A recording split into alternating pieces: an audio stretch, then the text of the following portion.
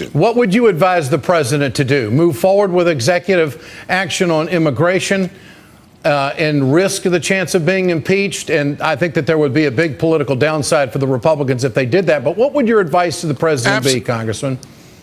Absolutely move forward. You may recall I was the lone voice yelling for the president to use the executive order to raise the debt limit, debt ceiling some years ago. And I still feel that the executive order is something that every president ought to move to do when Congress won't do its work.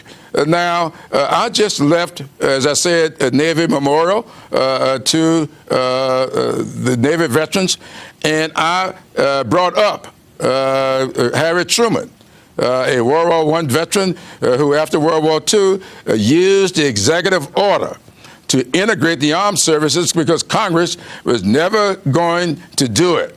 And so Harry Truman integrated the armed services of this country by executive order.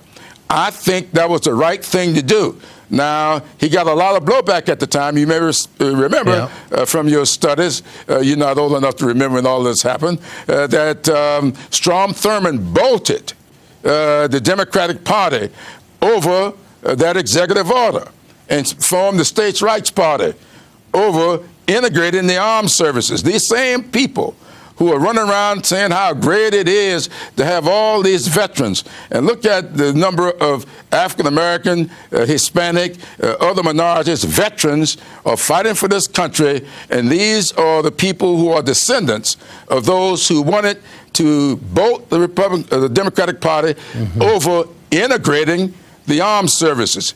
You should not fight together. You should not be in foxholes together. You should not die together on behalf of this country. That is what these people are about. Their narrative is to do what they can to maintain this narrative of inferiority on the part of African Americans and never allow a integrated agenda to go forward.